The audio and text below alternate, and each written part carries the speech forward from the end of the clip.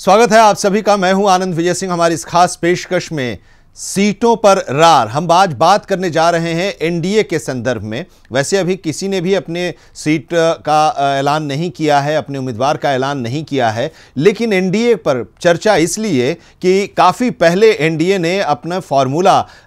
Public domain में रख दिया था। उसकी घोषणा कर दी थी कि जेडीयू और बीजेपी 17-17 सीटों पर लड़ेंगे और एलजेपी 6 सीटों पर लड़ेंगी। बिहार के 40 सीटों पर वो फॉर्मूला सबसे पहले आ गया था, लेकिन वो सीटें कौन सी होंगी इसको लेकर अभी तक वो तकरार जारी है, खींचतान जारी है, संशय की स्थिति अभी भी बनी हुई है। और ऐसे में कई सवाल भी उठ रहे हैं क्योंकि पहले ही बीजेपी ने अपने 5 सांसदों से समझौता कर लिया। 22 सीटें 2014 में बीजेपी जीती थी और अब 17 सीटें लड़ने के लिए तैयार है, तो उसमें 5 सीटें तो अपने 5 सांसदों की बलि तो खैर पहले ही बीजेपी ने चढ़ा दी, लेकिन अब वो 17 सीटें कौन सी होंगी? और उसमें ऐसी भी कई सीटें हैं जो बीजेपी की परंपरागत सीटें रही हैं। बीजेपी का वहां पर जनाधार रहा है, आरएसएस का होल्ड रहा है, और वैसी परिस्थिति में वो सीट कभी हारे भी, लेकिन वहां पर पहले के गठबंधन में जब नीतीश कुमार और बीजेपी का गठबंधन था तब भी वो साथ थे। लेकिन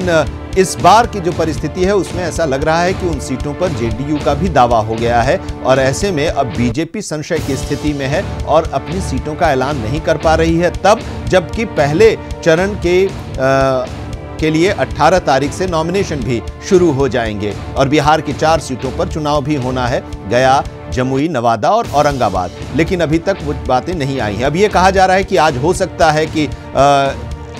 सीटों का पहली लिस्ट जारी हो जाए, लेकिन अभी तक तो जारी नहीं हुई है। जब हम आपसे रूबरू हो रहे हैं और बातें कर रहे हैं तब तक अभी भी संशय की स्थिति बनी हुई है। इसी को हम आज समझने की कोशिश करेंगे कि आखिर वजह क्या है, कौन सी ऐसी सीटें हैं जिसको लेकर जिद बरकरार है। 5 सीटें तो पहले ही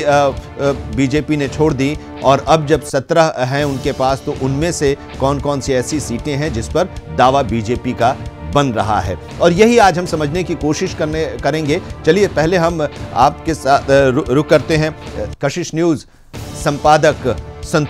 संतोष सिंह जी का। हम उनके पास जाएंगे और इस पूरे जो परिस्थितियां हैं उसको समझने की कोशिश करेंगे। और बीजेपी लंबे समय से कवर करती आ रही हैं और वहां की जो हलचल है, वहां की जो राजनीति है, उसको हम समझने की कोशिश करेंगे अपने इस कार्यक्रम के दौरान, इस चर्चा के दौरान अपने सहयोगी शालिनी से। तो ये तस्वीर ये कि 2014 में 30 सीटों पर लड़कर बीजेपी ने 22 सीटें जीती थीं। 38 सीटें लड़कर जनता दल यूनाइटेड ने 2 सीटें लड़ी थीं, अलग अलग लड़े थे 2014 का चुनाव। और उसके बाद फिर अब जब गठबंधन हुआ 2017 में, तो अब 2019 का लोकसभा चुनाव वो साथ साथ लड़ रहे हैं। तो साथ साथ लड़ने में सीटों पर कितनी सीट पर कौन लड़ेगा, क्या उसी भूमिका में नीतीश कुमार होंगे जो पहले 2009 तक के चुनाव में रहे थे? तो ये सारी चर्चाएं चल रही थी, इसको विराम दिया गया और सबसे पहले ये बात हो गई कि ठीक है, बराबर सीटों पर हम लड़ेंगे 17-17, और तीसरा जो गठबंधन है एलजेपी का, उसको 6 सीटें देने के लिए उनको राजी कर लिया गया। पिछली बार 7 सीटों पर एलजेपी लड़ी थी, 6 जीती थी। इस बार ये हुआ है कि रामविलास पासवान को राज्यसभा भेजा जाएगा और 6 सीट एलजेपी को दी जा रही है और इस पर मान मनोबल हो गया, सारी बातें सहमति बन गई। लेकिन अब वो 17-17 और 6 जो फॉर्मूला है उसमें कौन कौन सी सीटें होंगी, क्योंकि एक चर्चा ये भी है, जैसे गया की सीट है, गया की सीट बीजेपी की अपनी वहाँ परंपरागत सीट रही है, वहाँ पर जनसंघ के समय से भी जीतते आ रही थी, बीजेपी भी जीती, बीच में हारी भी, लेकिन लगातार पिछले 2 बार से भी जीती है। जब बीजेपी और जेडीयू का गठबंधन हुआ करता था उस दौर में भी एनडीए 1 में भी वो सीट बीजेपी के पास ही होती थी। अब यह है दबाव कि जेडीयू कह रहा है कि वो सीट हमें चाहिए, हमें वो सीट दे दीजिए, ये भी बात हो रही है। चाहे वो दरभंगा की सीट हो, कीर्ति आज़ाद हालांकि बीजेपी छोड़ चुके हैं, लेकिन वो सीट जो है वो मिथिलांचल का केंद्र बिंदु है, सेंटर पॉइंट है, और उस सीट पर बीजेपी का अपना कैडर है और उस कैडर के साथ वो बीजेपी वहां रहना चाहती है, लेकिन जेडीयू का वहां दावा है। ऐसी कई सीटें हैं, बक्सर को लेकर भी वहां की स्थिति है, नवादा को लेकर है ही, चल ही रहा है। इसके अलावा सिवान के बारे में तो खुद उन्होंने, उम्मीदवार ने ये बात कह दी। शालिनी हमारे साथ जुड़ी हुई हैं, जरा शालिनी से हम समझ लेते हैं कि ऐसी कौन सी स्थिति आ गई है शालिनी कि इतना पहले वो फॉर्मूला बना, उस पर सहमति हुई, बीजेपी ने 5 सीटें त्यागने की बात भी कर दी, तैयार हो गई, 17 सीटों पर चुनाव लड़े और 17 पर जेडीयू और 6 पर एलजेपी। ये माना जा रहा था कि ये जो फॉर्मूला आया उसके साथ ही सीटों पर भी जरूर सहमति बनी होगी, लेकिन अभी तक क्या वो सहमति नहीं बन पाई है? रोज हो रहा है कि कभी भी सीटों और उम्मीदवारों की घोषणा हो जाएगी, इंतजार हो रहा है, लेकिन वो हो नहीं पा रहा है। आखिर क्या वो परिस्थिति है, क्यों वहां की स्थिति है? जो सबसे पहली खबर हम अपने दर्शकों को बताना चाहते हैं वो ये है कि चुनाव समिति की बैठक 4 बजे से शुरू हो रही थी। पहले ये हालांकि कोई घोषित समय नहीं था, लेकिन नेताओं से जो हमारी बात हो रही थी वो यही कह रहे थे कि 4 बजे से, जो चुनाव समिति के मेंबर्स हैं उनसे जो बात हुई थी तो उन्होंने कहा था कि 4 बजे से बैठक होनी है। लेकिन अब ये बैठक करीब 5:30 बजे तक शुरू होगी, ये माना जा रहा है। तो ये जो बैठक का जो समय है, इसको ये जो बढ़ा है, अब इससे भी थोड़ी समझ सकते हैं कि ऐसा नहीं है कि जिस तरह से बातें हो रही थी बिल्कुल तस्वीर साफ हो गई है, वो पूरी तरह से साफ हो गई है। हालांकि बीजेपी ये कोशिश कर रही है कि सीटों के ऐलान के साथ ही उम्मीदवारों के नाम के भी ऐलान कर दे, इसलिए मुश्किल है थोड़ी सी, और क्योंकि और जो बातें आ रही हैं सामने उसमें कहीं ना कहीं एक तो शुरुआत से ही था कि बीजेपी 22 सीट पे जीत कर आई थी और उसे 17 सीटों पे अब लड़ना है, तो 5 सीटें तो जानी थी, विनिंग कैंडिडेट को हटाना था, ये तो तय था पहले।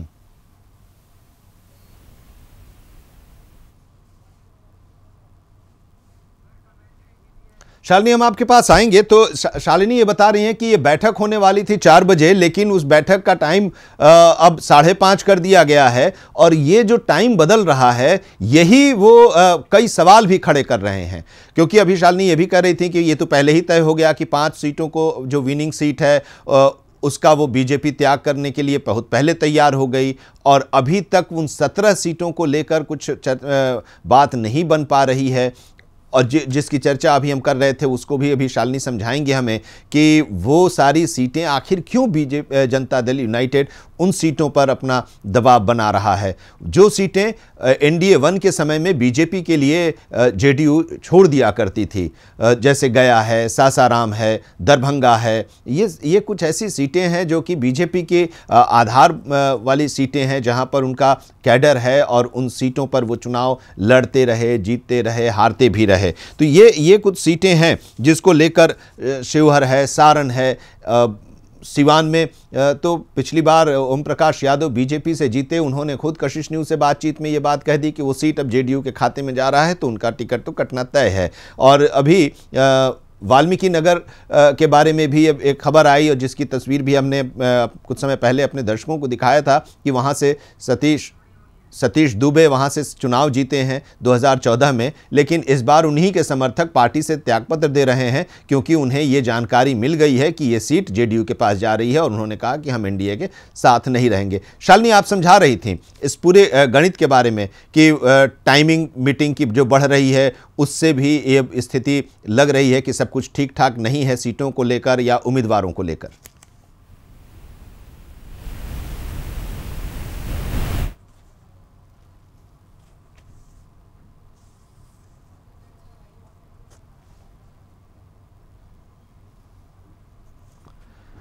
तो ये कुछ सीटें हैं, जैसे सासाराम है, भागलपुर है, गया है, दरभंगा, छपरा, झंझारपुर, आरा, नवादा, औरंगाबाद, शिवहर, मधुबनी। ये कुछ सीटें हैं जिस पर बीजेपी ने अपनी जीत हासिल की थी, और इस बार वो बीजेपी अपना उम्मीदवार यहाँ पर खड़ा करना चाह रही है। लेकिन इनमें से भी कई ऐसी सीटें हैं जिस पर जेडीयू अपना दावा कर रही है, और यही बीजेपी के लिए मुश्किल है, क्योंकि अगर गया सीट चली जाएगी तो गया सीट अगर जनता दल यूनाइटेड के पास चली जा रही है तो फिर वहाँ पर जो बीजेपी का कैडर है वो टूट जाएगा, वो निराश हो जाएगा, बीजेपी कमज़ोर हो जाएगी, बीजेपी क्या जवाब देगी। दरभंगा की सीट है, बक्सर में वो चुनाव जीतते आ रही है गठबंधन एनडीए 1 के समय में, इस बार अगर वो चली जाए बड़ी मुश्किल से, इस बार पहली बार बीजेपी ने आरा में उस अपनी सीट पर किसी तरह से कब्जा किया था, और वो सीट अगर फिर से वो दूसरी तरफ चली जाए तो वहाँ पर जो एक उत्साह था बीजेपी के लोगों में और बीजेपी को लेकर, तो वो भी वो नहीं चाहती कि, क्योंकि एक सेंटिमेंट हर्ट होगा बीजेपी के कार्यकर्ताओं का, जो एक उत्साह 2014 में बना था वो हर्ट होगा, और उसी को लेकर अब बीजेपी उहापोह की स्थिति में है। इस पूरी स्थिति को, इस पूरी तस्वीर को हम समझने की कोशिश करेंगे अपने सहयोगियों के साथ, लेकिन फिलहाल एक ब्रेक के लिए रुकते हैं। बने रहिए हमारे साथ।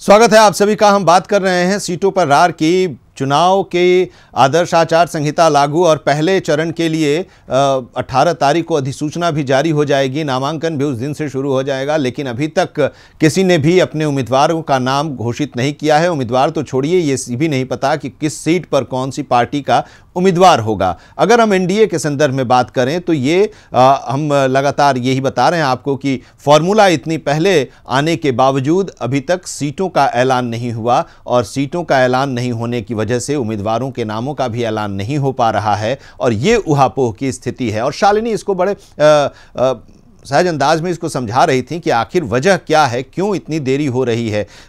जो बातें आप अभी कह रही थी कि बैठक का समय जो आगे बढ़ता जा रहा है, उससे तो ये साफ लग ही रहा है कि सीटों को लेकर संशय की स्थिति बनी हुई है, और संशय की स्थिति से थोड़ा और आगे बढ़ें तो रार और तकरार बनी हुई है महागठबंधन एनडीए के अंदर, तीनों दलों के बीच में। आनंद, सिर्फ सीटों की रार ये नहीं है। मतलब अगर आप कहें कि सिर्फ जेडीयू की वजह से ये परेशानी बीजेपी को हो रही है तो ऐसा नहीं है। बीजेपी के लिए मुश्किल ये है कि विनिंग सीटें उसकी जा रही हैं। अब 5 सीटें जो कटनी है उसकी वजह से,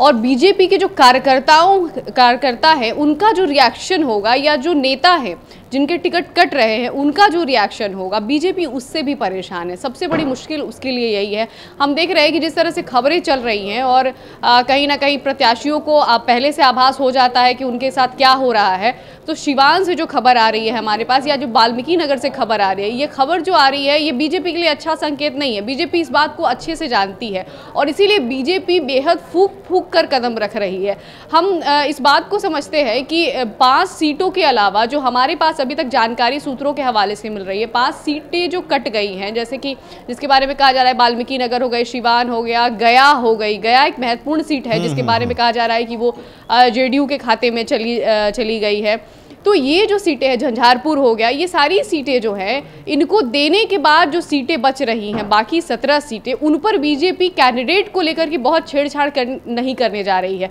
बीजेपी अगर 90% यही माना जा रहा है कि बीजेपी उन्हीं कैंडिडेट को रिपीट करे, या दोबारा उन्हीं प्रत्याशियों को मैदान में उतारे जो पिछले चुनाव में 2014 के चुनाव में उनके सांसद मतलब चुन करके जो आए थे। तो ये एक बहुत बड़ी बात है, क्योंकि बीजेपी ने इस बात को समझ लिया है कि एक तो पहले ही वो 5 सीटें देकर के कार्यकर्ताओं को नाराज कर चुकी है। अगर वो 17 और सीटों में कुछ और हेर फेर करती है तो उसके नतीजे बहुत बुरे हो सकते हैं, परिणाम बुरे हो सकते हैं, और कार्यकर्ता रिएक्शन में आ सकता है, क्योंकि कार्यकर्ता को ये लग सकता है कि बीजेपी जो है एक बार फिर से जदयू के दबाव में चली गई है, और ये बिल्कुल ही भी बीजेपी नहीं चाहती है कि कार्यकर्ताओं तक ये संदेश पहुंचे। सबसे महत्वपूर्ण बात है कि जिस तरह से बातें आ रही थी, लगातार हम कह रहे थे कि केंद्रीय मंत्रियों का टिकट कट सकता है, ये जो चर्चा शुरू में चली और जिसको लेकर के बहुत जद्दोजहद हुई पार्टी के अंदर, और फाइनली जो ये जो अब जो लिस्ट जारी होनी है, जो आज हो सकता है कि एक लिस्ट बीजेपी बिहार की आ जाए सामने, तो उस लिस्ट में बीजेपी के केंद्रीय मंत्रियों की जो सीटें हैं उसको बचा लिया गया है। पार्टी ने बहुत मशक्कत के बाद उन सीटों को बचा लिया है जो बीजेपी के केंद्रीय मंत्री। हालांकि बेगूसराय की जो सीट है या नवादा की जो सीट है उसको लेकर के अभी भी बहुत क्लियर नहीं कहा जा रहा है, और माना यह जा रहा है कि गिरिराज सिंह को बेगूसराय ही जाना पड़े। तो ये जो परेशानी है, लेकिन इतना ज़रूर है कि टिकट नहीं कटा। और हमारे पास जो खबरें आ रही थी उसमें बीजेपी ने सर्वे कराया था, और सर्वे के हिसाब से कई सांसदों की रिपोर्ट बहुत अच्छी नहीं थी। बावजूद इसके बीजेपी अब इस मूड में नहीं है कि वो सांसदों के टिकट काटे। आपको बता दें, दूसरी बात जो है, जो हम कह रहे हैं कि जो सीटें दी गई हैं, उन सीटों को इस लिहाज से भी देखा जाए, चाहे भागलपुर की सीट है, भागलपुर की सीट को कहा जा रहा है कि अब वो जेडीयू के खाते में चली गई है, तो उसके अलावा दरभंगा की सीट जाते जाते रह गई है। बीजेपी के हाथ से ये सीट बिल्कुल निकल गई थी, लेकिन फिर से इसे बीजेपी ने वापस ले लिया है, और इसी आधार पर वापस लिया है कि जो सर्वे रिपोर्ट्स हैं उसके हिसाब से जो जेडीयू के पास कैंडिडेट हैं उसके मुताबिक वो बहुत अच्छा नहीं रहता और ये रिस्क था। तो इसलिए उस आधार पर बीजेपी ने इस सीट को फिर से दरभंगा को वापस ले लिया है, अपने खाते में ले लिया है। तो ये जो पूरा समीकरण है, इसको समझना होगा कि बीजेपी सिर्फ इस बात पर ध्यान नहीं दे रही है कि सीटों की बराबरी हो जाए, क्योंकि वो पहले ही एक स्तर पे आप कहें तो बीजेपी पहले ही जो 17-17 का ऐलान, बराबरी का ऐलान कर चुकी है, वहीं पर उसने कहीं ना कहीं अपने आप को एक जेडीयू को बराबरी में डाल करके अपने आप को छोटे भाई की भूमिका में ला दिया था, क्योंकि कहीं से ऐसी बिल्कुल कार्यकर्ता या नेता ये नहीं मान रहे थे कि इस तरह की स्थिति होगी जब आपके पास सिटिंग 22 सवाल इसलिए भी, जैसे अब कुछ सीटों के बारे में आपने बताया कि ये सीटें जो बीजेपी के पास थी, परंपरागत सीटें, वो उसमें से एक सीट गया है। गया बीजेपी की पुरानी सीट है, जनसंघ के समय से भी बीजेपी यहाँ से जीतती रही, बीच में हारी भी लेकिन फिर जीती है, और जब एनडीए 1 हुआ करता था तब भी ये सीट बीजेपी के पास ही जाती थी, यहाँ से जेडीयू का उम्मीदवार नहीं होता था, जेडीयू ये सीट बीजेपी को देती थी और वहाँ से वो चुनाव जीतते थे। लेकिन सासाराम की सीट, एक चर्चा ये भी है कि गोपालगंज या सासाराम में से एक सुरक्षित सीट जरूर वो लेंगे। सासाराम की सीट भी बीजेपी के पास अभी है, और वहाँ से पहले भी बीजेपी चुनाव जीतती थी। मुनीलाल वहाँ से चुनाव जीते थे और केंद्र सरकार में मंत्री भी थे अटल बिहारी वाजपेयी की सरकार में। इस बार अब जेडीयू का दावा, तो ये आधार क्या है इन सीटों पर? क्योंकि जब भी उम्मीदवार को खड़ा किया जाता है या सीटों को लेकर गठबंधन में चर्चा होती है तो सीट सेफ सीट माना जाता है, वो समीकरण जो कि उसकी तरफ ज़्यादा हो बनिस्बत की जो गठबंधन के दूसरे दल हैं, ये सब ख्याल के साथ किया जा रहा है। चाहे भागलपुर की जो बात हो रही है, फकरा तो बनना था, जो 5 सीटें जानी थी उसको लेकर के कहीं ना कहीं 5 लोगों का टिकट काटना था, लेकिन बीजेपी ऐसे चेहरों को नहीं हटाना चाहती थी सामने से जिसका असर जो है वो कार्यकर्ताओं के बीच जाए और ये सीधा मैसेज चला जाए, क्योंकि 17-17 की जो समीकरण बना था उसके बाद से ही इस पर सवाल उठने लगे थे कि हमारे 22 सिटिंग सांसद है और 17 सीटें उन्हें दे दी गई, तो आखिर 5 लोगों का टिकट क्यों कटेगा। और उससे भी बड़ा मसला ये था कि जदयू के पास बहुत ज़्यादा उम्मीदवार नहीं हैं इन सीटों पर। अगर आप देखें, चाहे जितनी भी सीटें दी गई हैं उनमें से ज़्यादातर सीटों पर अगर आप देखें, भागलपुर की सीट को आप ले लें, भागलपुर की सीट पर शाहनवाज हुसैन है और शाहनवाज हुसैन लगातार उस पर लड़ते रहे हैं। पिछले चुनाव में हालांकि उन्हें कामयाबी नहीं मिली, लेकिन हार का जो अंतर था दोनों नेताओं के बीच का बहुत कम था, करीब 9 से 10 हज़ार का ही अंतर था शाहनवाज हुसैन और जो राजद के प्रत्याशी थे उनके जीत और हार में। तो ये माना जा रहा था कि भागलपुर की सीट नहीं जाएगी, लेकिन भागलपुर की सीट उन्हें देनी पड़ी, क्योंकि कहीं ना कहीं आपको जब 5 सीटों को देना है तो वो देखना होगा कि आप कौन सी सीटें दें और कौन सी सीटें ना दें। अगर आप केंद्रीय मंत्रियों की सीटें काटते तो उस पर सवाल उठते। ये बड़े चेहरे थे, प्रमुख चेहरे थे, सामने दिखने वाले चेहरे थे, और इनके टिकट कटने का असर कार्यकर्ताओं पर जाता, उनके मनोबल पर जाता। इसलिए इनको बचाने के लिए कहीं ना कहीं बीजेपी को समझौता करना था, और यही वजह है कि गया जैसी सीट को उन्होंने जेडीयू को देने का फैसला किया, या जो भागलपुर की सीट थी वो देने का फैसला किया। अब जैसे बहुत अहम बात ये भी है आनंद की, बीजेपी की लिस्ट में, उम्मीदवारी की लिस्ट में भले ही बहुत कम ही उम्मीद है कि कोई नया चेहरा या चौंकाने वाला चेहरा सामने आए, लेकिन हम ये मानकर चल रहे हैं कि जदयू की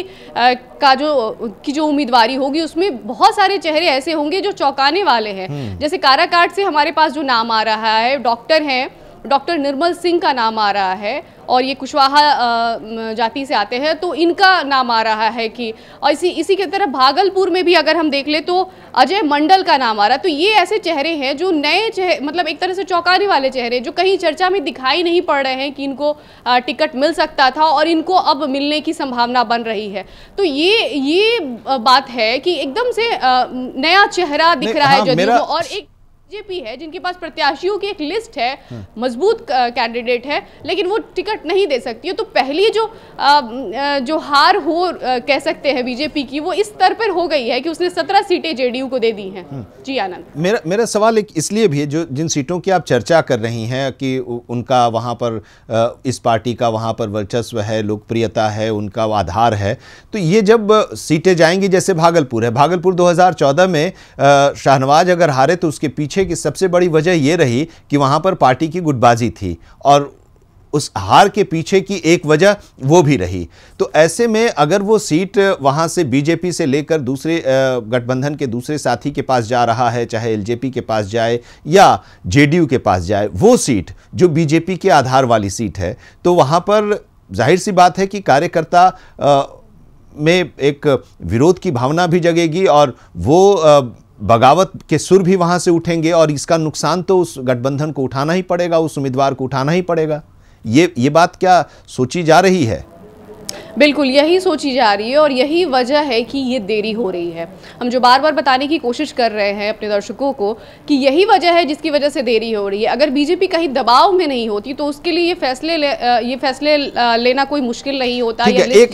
किसी से एक सवाल ये भी कि आखिर जेडीयू का दावा क्यों उन सीटों पर हो रहा है, जैसे गया है, भागलपुर है, क्योंकि ये सीटें तो पहले भी जब एनडीए 1 था तो बीजेपी के ही पास हुआ करती थी, वहां उस समय तक तो ये समझौता बीजेपी के पास ही हुआ करती थी। अब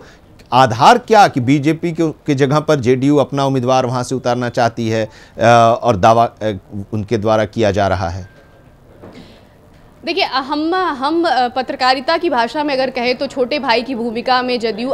बीजेपी आ गई है और इसीलिए उसने 17, लेकिन जब बीजेपी के नज़रिए से इस शब्द को बोलते हैं या इस बात को रखते हैं तो वो कहते हैं कि हम बड़े दिल वाले हैं और हमने 17 सीटें दे दी, हमारे लिए जीतना महत्वपूर्ण है, ना कि हमारे लिए सीटें महत्वपूर्ण है, हम गठबंधन निभाना जानते हैं। ये सारे तर्क वो देते हैं। लेकिन जहां पे जैसे ही वो 17 सीटें हुई थी और जब लोजपा को 6 सीटें देने की बात हुई, क्योंकि लोजपा, आप देखिए कि इस पूरे एनडीए गठबंधन में अगर सबसे ज़्यादा फायदा में कोई दिख रहा है, कोई दिख रही है पार्टी, तो वो लोजपा है। लोजपा के साथ, लोजपा की सीटों के साथ बहुत हेर फेर नहीं हुई है। वो सीटें वो सारी इस आधार पर कि उनकी सिटिंग थी, इस आधार पर उन्होंने रख लिया। लेकिन बीजेपी वो नहीं कर पाई। बीजेपी भी ये कर सकती थी, जिस समय 17-17 का समीकरण तैयार हो रहा था उस वक्त ये कर सकती थी पार्टी कि वो भी अपने जीते हुए कैंडिडेट की बदौलत या उनके नाम पर वो सीटें रख लेती, लेकिन बीजेपी ऐसा नहीं कर पाई। तो बीजेपी कहीं ना कहीं समझौते के तो मूड में आ गई है आनंद। और सबसे महत्वपूर्ण बात यह है कि हम लोगों ने जब कवर किया था, जब ये समझौता, जब एनडीए सरकार बनी थी, उस वक्त जो बातें आई थी, जब हम लोग लगातार चर्चा में थे, बात हो रही थी इस पर कि नीतीश कुमार जी ने समर्थन लिया बीजेपी का और बीजेपी ने समर्थन दिया, तो क्या समझौते हुए थे, क्या बातचीत हुई थी। तो उस वक्त जो बातें समझ में आई थी उसमें यही कहा गया था कि राज्य में आप काम करेंगे, आप अपनी सरकार चलाएंगे, आप जो है वो तय करेंगे कि आपके साथ कौन लोग काम करेंगे, लेकिन केंद्र में आपका हस्तक्षेप नहीं होगा और केंद्र में हम तय करेंगे। लेकिन जब लोकसभा चुनाव में ये हाल है आनंद, तो आप समझ सकते हैं कि विधानसभा चुनाव का क्या आलम होगा। ये बहुत समझने वाली बात है और इस बात को बीजेपी के कार्यकर्ता से नेता भी बहुत बखूबी समझ रहे हैं। और ये भी एक बात है, आप अगले साल फिर से विधानसभा चुनाव होने, अगर यही आलम रहा कि इस तरह से बीजेपी के सांसदों के टिकट कट गए सिर्फ इसलिए क्योंकि जेडीयू को बराबरी देना था, इसमें आधार नहीं है, इसमें समझौता, कहीं ना समझौतावादी जो रवैया दिख रहा है बीजेपी का, वो बहुत अहम है। और ये इसको इस नज़रिए से देखें कि बीजेपी का शायद आत्मविश्वास बहुत ज़्यादा इस चुनाव को लेकर के, कम से कम बिहार की सीटों को लेकर के बहुत बेहतर नहीं दिखाई देता। अगर वो आत्मविश्वास होता तो उन्हें ज़रूरत नहीं थी कि वो सिर्फ 17 सीटों पर लड़ते। बिल्कुल, ये जो शालिनी ने अभी समझाया है कि वजह क्या है, और इसके पीछे की जो वजह है वो यही है कि बीजेपी 22 सीटें जीतने के बावजूद 2 सीटें जीतने वाली जनता दल यूनाइटेड के सामने आत्मसमर्पण कर दिया उसी समय जब 17-17 सीटों पर समझौता हुआ, और उसी की वजह से जेडीयू उन सीटों पर जो सेफ सीट हैं उन सीटों पर दावा कर रहा है और को मानने के लिए बीजेपी को बाध्य होना पड़ रहा है। उन सीटों को भी देने के लिए बाध्य बीजेपी हो रही है जो सीटें उनकी आधार वाली सीटें रही हैं। शुक्रिया शालिनी, इस पूरे गणित को और इस पूरे जो अभी की जो सिनेरियो है बीजेपी या एनडीए के अंदर की उसे समझाने के लिए। एक ब्रेक के लिए रुकते हैं, ब्रेक के बाद भी हमारी ये चर्चा जारी रहेगी। इस खास पेशकश के बाद में हम ब्रेक के बाद लौटेंगे तो इस चर्चा को आगे बढ़ाएंगे कि ये भी कहा जा रहा है कि सब कुछ ठीक है, कभी भी सीटों और उम्मीदवारों के नामों का ऐलान कर दिया जाएगा, लेकिन वो हो नहीं पा रहा है। वो देरी की वजह क्या है, यही हम आज समझने की कोशिश कर रहे हैं और आप तक उस बात को पहुंचाने की कोशिश कर रहे हैं। फौरन हाजिर होते हैं एक ब्रेक के बाद।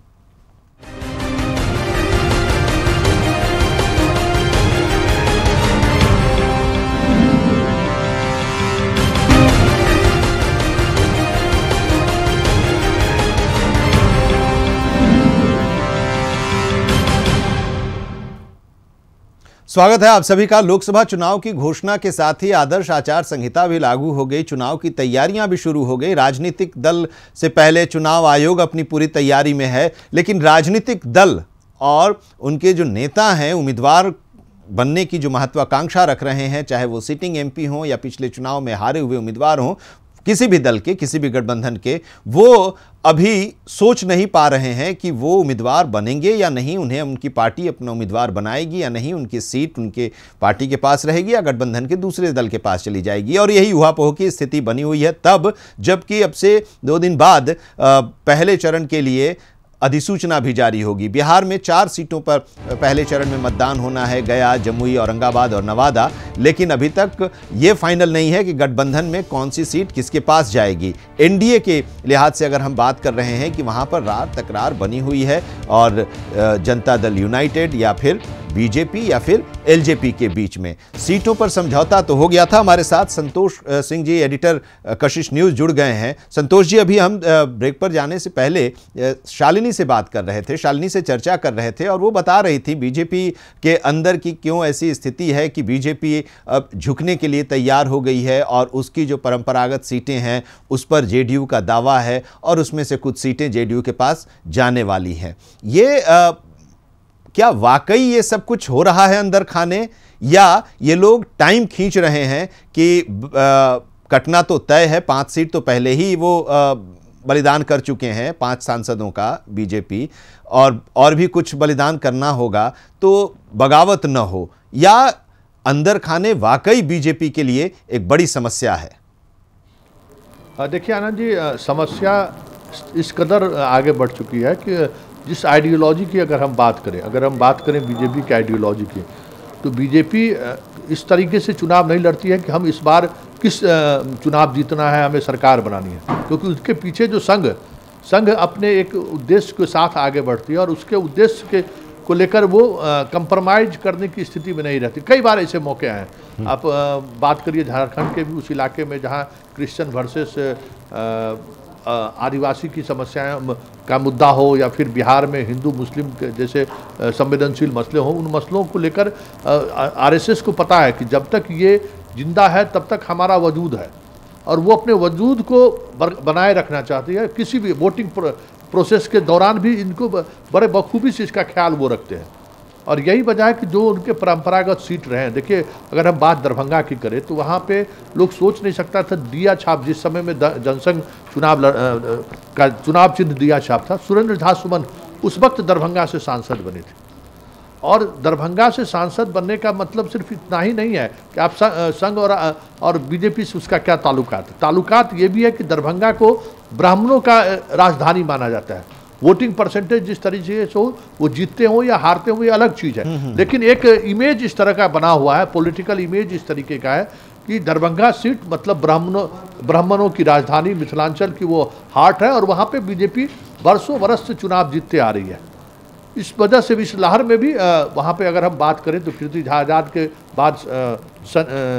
संजय सरावगी शहर से बड़ी मुश्किल से ही सही, लेकिन शहर से वो चुनाव जीत गए। बात हम जाले, अभी भी कई विधायक अगर हम बात करें बीजेपी के, तो उन इलाकों से आ रहे हैं, तो उस समीकरण को वो तोड़ना नहीं चाहते हैं। और यही वजह है कि जदयू के सबसे ताकतवर उम्मीदवार अगर आप बात करें, जो कहीं न कहीं ये माना जाता था कि मुख्यमंत्री के छाया हैं, और उनकी इमेज भी कमोबेश उस इलाके में इसी तरह की इमेज रही है कि संजय झा का टिकट कटने का तो सवाल ही पैदा नहीं होता। लेकिन जिस तरीके से उनके टिकट कटने की बात छोड़िए, दरभंगा सीट बीजेपी के खाते में जा रही है, तो बड़ी मुश्किल है इन चीज़ों को समझना कि आखिर किस स्तर पे राजनीति हो रही है। इसी तरीके से गया सीट के बारे में कह रहा है कि वो जदयू की तरफ जा रहे हैं, वो सीट छोड़ने को तैयार है, लेकिन वो भी सीट परंपरागत तौर पे बीजेपी के खाते में रही है। नवादा सीट भी उस जब रिजर्व कॉन्स्टिट्यूंसी था उस वक्त भी चुनाव वो जीतते रहे, संजय पासवान भी वहाँ से चुनाव जीते, उससे पहले भी बीजेपी चुनाव जीतती रही है। देखिए कुछ सीटें ऐसी हैं, देखिए जैसे दरभंगा, भागलपुर, गया, नवादा, ये सीटें ऐसी सीट हैं जहाँ पर हिंदू मुस्लिम को लेकर जो रिश्ते हैं वो रिश्ते उस तरह से सहज नहीं है, रिश्ते में कटुता है। उसका लाभ हर वक्त आरएसएस उठाने की कोशिश करते हैं, और यही वजह है कि इन सीटों की दावेदारी उनकी हमेशा बनी रहती है। जब वो नीतीश कुमार से पहले भी गठबंधन में जब वो साथी थे, उस वक्त भी जिस समय में कह सकते हैं कि महज 15 से 18 सीट पर बीजेपी चुनाव लड़ती थी, उस वक्त भी इन सीटों पर उनकी दावेदारी बनी रहती थी, और दावेदारी की वजह से ही वो ये चीज़ें सामने आती रही हैं। लेकिन ये ऐसा पहली बार ये दिखाने की कोशिश हो रही है, या कहीं न कहीं ये लगा कि नीतीश का जो मॉड्यूल्स है, जिस मॉड्यूल्स के आधार पर वो चुनाव जीतते रहे हैं, उसमें कहीं न कहीं वो सद्भावना के सहारे राजनीति करना चाहते हैं, वो कि समाज में इस तरह की कटुता के सहारे राजनीति ना हो। जहाँ कहीं भी इस तरह की सीटें हैं उस पर जदयू का चेहरा है, तो जो एक माहौल बनाने की कोशिश होगी बिहार में, वो माहौल नहीं बनेगा। तो इसका नुकसान भी तो होगा संतोष जी। हाँ, संघ इसी तर्क को बड़ी मजबूती के साथ केंद्रीय बीजेपी नेतृत्व के सामने रख रही है कि भाई इसका नुकसान होगा, और नीतीश कुमार जो 2005 में जो चेहरा थे, आज वो चेहरा नीतीश कुमार का नहीं है, तो उसका नुकसान हो सकता है। और यही वजह है कि सब कुछ तय था, मतलब 2 दिन पहले तक सारी चीज़ें स्पष्ट हो चुकी थी, लेकिन अब ये लग रहा है कि नहीं, कुछ सीटों को लेकर बीजेपी छोड़ने के मूड में नहीं है। और जो खबरें आ रही हैं, नवादा से भी रामविलास पासवान 2 टूक कह चुके हैं कि अगर चुनाव लड़ना है तो हम सूरजभान नवादा से चुनाव लड़ेंगे, नहीं तो फिर मुंगेर सीट आप छोड़िए। तो इस तरह की चीज़ें सामने आ रही हैं, और यही वजह है कि अभी तक जो आज अभी थोड़ी देर पहले बाद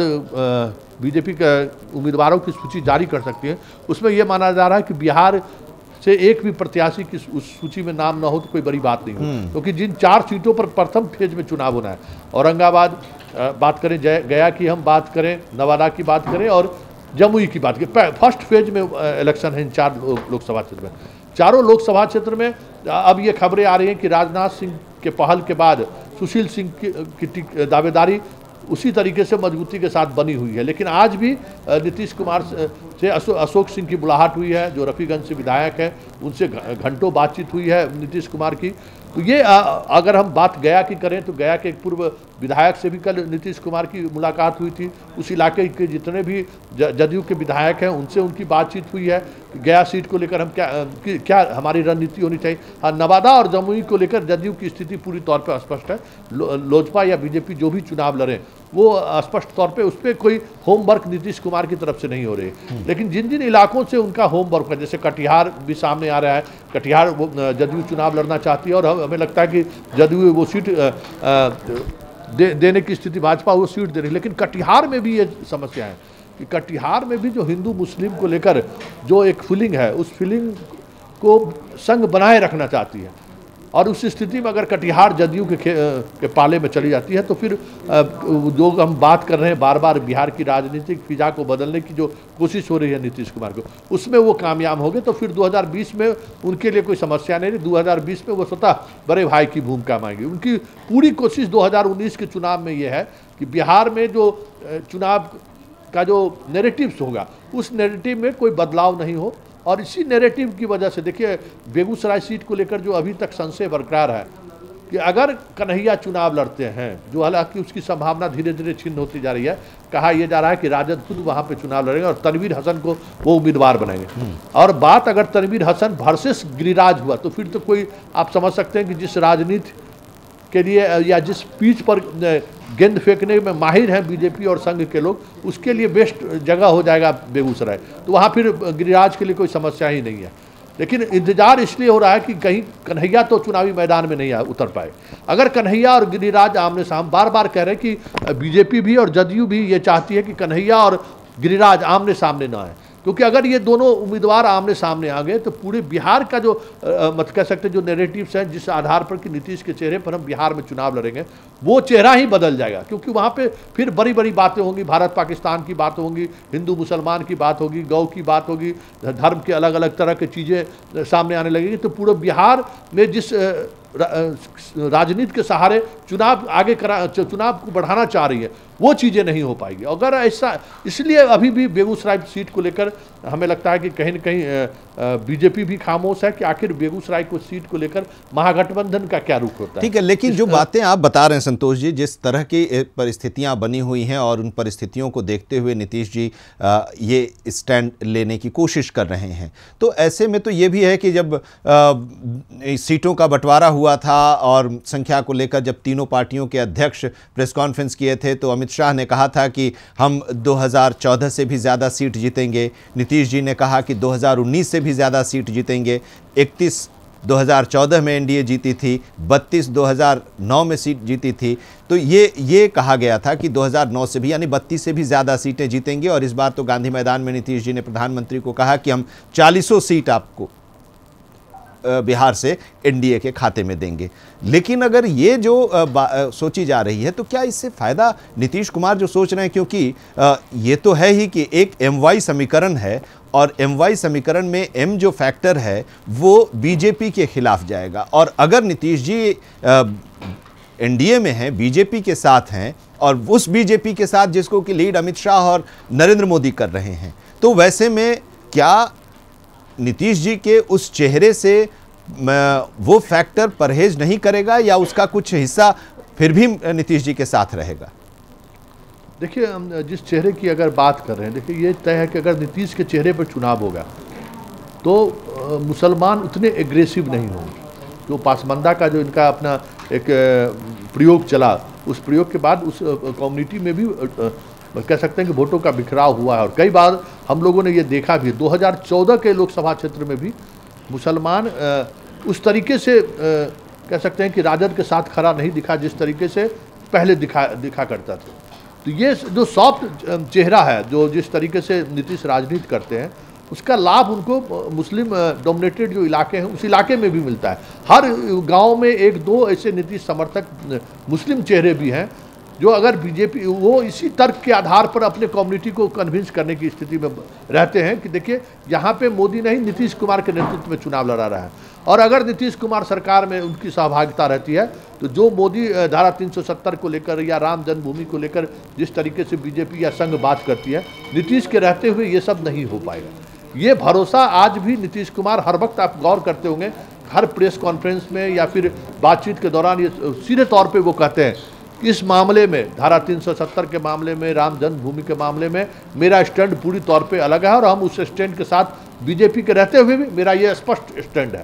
तो ये जो उनकी छवि है या इस तरह की छवि दिखाने की जो कोशिश हो रही है, इसकी एक बड़ी वजह यही है कि हमारे चेहरे पर अगर चुनाव हुई बिहार में तो फिर जो मुस्लिम की जो आक्रामकता है, उस आक्रामकता को हम ब्रेक करने में कामयाब होंगे, उसको तोड़ने में हम कामयाब होंगे। लेकिन बार बार यही सवाल आता है कि उस वजह से जो बाकी जो वोटर हैं, जो बीजेपी के समर्थक वोटर हैं या फिर भारत पाकिस्तान के नाम पे जो युवा वोटर हैं जो काफ़ी आक्रामक है, पुलवामा की घटना के बाद उनके अंदर काफ़ी गुस्सा भी है, वो वोटर इस रणनीति को किस तरीके से ले रहा है ये समझने की ज़रूरत है। और हमें लगता है कि बीजेपी का जो वो तबका है, संघ और जो कट्टरता के सहारे राजनीति करने में दिलचस्पी रखते हैं या राजनीति को आगे बढ़ाने की कोशिश में लगे रहते हैं, वो इन्हीं तर्कों के आधार पे नीतीश कुमार के उन तमाम सीटों पर सवाल खड़े कर रहे हैं जिस वजह से थोड़ी असहजता, गठबंधन को लेकर थोड़ी असहजता महसूस हो रही है। हालांकि दिल्ली जाने का कार्यक्रम नीतीश कुमार का रद्द हो चुका है और अब जो खबरें आ रही हैं, आज सुशील मोदी दिल्ली में ही हैं। अब जो कुछ भी होना होगा, सुशील मोदी और नीतीश कुमार ने 2 टूक शब्दों में सुशील मोदी को अपनी बात कह दिया है कि इस स्थिति पर इस तरीके के समझौते को जो उनके शर्त हैं, वो शर्त उन्होंने पूरी तौर पर बीजेपी के जो कोर कमेटी है उनको उन्होंने बता दिया है। और अभी थोड़ी देर पहले सिवान के सांसद ने खुद फ़ोन करके कहा कि वो सीट जदयू के खेमे में चला गया, जदयू चुनाव सिवान से लड़ेगी। तो ये लगभग स्थिति स्पष्ट होने जा रहा है। लेकिन सबसे बड़ी बात यह है कि जो धाराएं हैं, जिस धाराएं को नीतीश रोकना चाहते हैं बीजेपी के साथ बने रहते हुए भी, और रोका भी है उन्होंने 2010 के चुनाव में, अगर हम बात करें उन्होंने उस मुहिम पर ब्रेक लगाया। नरेंद्र मोदी को इसी पटने शहर में उन्होंने भोजन पर आमंत्रित किया था और एक तस्वीर की वजह से उन्होंने भोज रद्द कर दिया था। वजह साफ है कि हम उस चेहरे के साथ हम राजनीति करना चाहते हैं जिसमें सॉफ्टनेस, जो अल्पसंख्यक को लेकर जो उनका सॉफ्टनेस रहा है, जिससे कहीं न कहीं मुस्लिम कम्युनिटी भी जो आक्रामकता बीजेपी के को लेकर रहती है वो जदयू के को लेकर नहीं रहती है। इस वजह से भी ये लोग चाह रहे हैं कि किशनगंज, अररिया जो मुस्लिम डोमिनेटेड इलाका है वहाँ जदयू इस प्रयोग को अगर करना चाहती है तो प्रयोग करके देख ले। लेकिन काफ़ी मुश्किल है। देखिए, राजनीति है, संभावनाओं का खेल है, और बात जिस तरीके से आगे बढ़ रही है हमें लगता है कि 24 घंटे 48 घंटे के अंदर तमाम चीज़ें सामने आ जाएंगी। मंथन हर सीट पर हो रहा है, हर एक सीट पर चर्चाएं हो रही हैं कि कैसे किस तरीके से चुनाव लड़ा जाए, और हर कोई अपना समीकरण को बनाए तो ये जो सोच है, जिसको ब्रेक पर जाने का भी वक्त हो गया है, लेकिन एक सवाल जरूर मैं आपसे करना चाहूँगा, समझना भी चाहूँगा कि जिस सॉफ्टनेस की बात हो रही है, नीतीश कुमार के चेहरे की सॉफ्टनेस की बात हो रही है, और उस सॉफ्टनेस की वजह से वो फैक्टर इनकी तरफ का झुकाव कुछ हद तक हो सकता है, तो जब ये हो जाएगा तब तो फिर एनडीए काफ़ी आगे दिखाई दे रहा है बिहार में। देखिए, नीतीश विरोधियों के जो 40 तुलना में, जी आनंद, नीतीश जो 40 में 40 सीट की बात कर रही है, या फिर बीजेपी जो बार बार या जदयू कह रही कि नीतीश के चेहरे पर बिहार में चुनाव हो, कोशिश यही है, और दावे के पीछे भी यही राजनीति है कि हम जो आक्रामक वोटर हैं उस वोटर को कैसे हम उसकी आक्रामकता को कम कर सके। और नीतीश की पार्टी को ये लग रहा है कि मुस्लिम वोटर जो आक्रामक है नरेंद्र मोदी को लेकर, वो आक्रामकता हम बिहार में अगर पूरी तौर पे हमारे नेतृत्व में अगर कहीं चुनाव लड़ने की जरूरत पड़ी या चुनाव लड़ी गई तो वो आक्रामकता कम होगी, और उसका लाभ स्वाभाविक तौर पर बीजेपी के उम्मीदवार को भी मिलेगा और जदयू के उम्मीदवार को भी देखने को मिलेगा। जी, शुक्रिया, बहुत बहुत शुक्रिया संतोष जी हमारे साथ जुड़ने के लिए। और अभी की जो परिस्थितियां हैं, जो तस्वीर है, जो ऊहापोह और रार तकरार की स्थिति बनी हुई है, उसके बारे में समझाने के लिए, तो ये जो हम आपको समझा रहे हैं, ये एनडीए में सीटों का बंटवारा तो बहुत पहले हो गया, सीटों की संख्या का बंटवारा, लेकिन वो सीटें कौन सी हैं ये अभी तक साफ नहीं हो पाया है। उन सीटों पर उम्मीदवार कौन से होंगे ये भी साफ नहीं हो पाया है, और कौन सांसद अपने टिकट बचा पाएंगे, वो उम्मीदवार बनकर चुनाव मैदान में उतर पाएंगे, ये भी साफ नहीं हो पाया है। और इसकी वजह क्या है, यही आज हम समझने की कोशिश कर रहे हैं। एक ब्रेक के लिए रुकते हैं, ब्रेक के बाद फौरन हाजिर होंगे, इस चर्चा को आगे बढ़ाएंगे।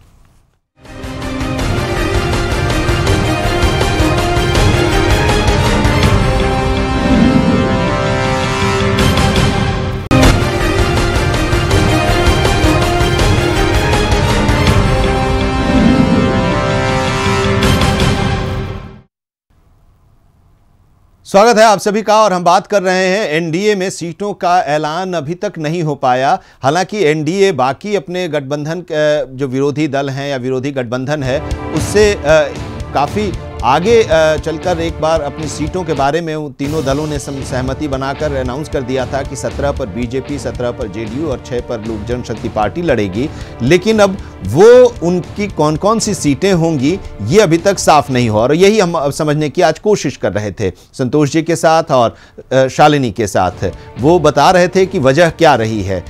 5 सीटें, 5 अपने विनिंग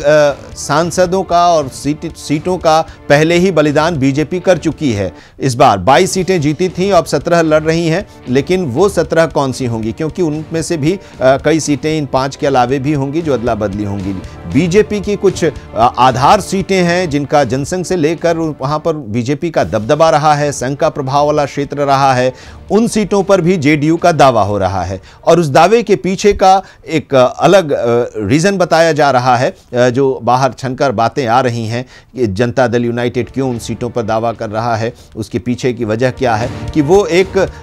चुनाव जो हो वो तनावपूर्ण ढंग से न हो। उन सीटों पर जेडीयू अगर उम्मीदवार बनाएगी तो फिर सीटों में उन इलाकों में तनावपूर्ण माहौल में चुनाव नहीं होंगे, और आगे के लिए भी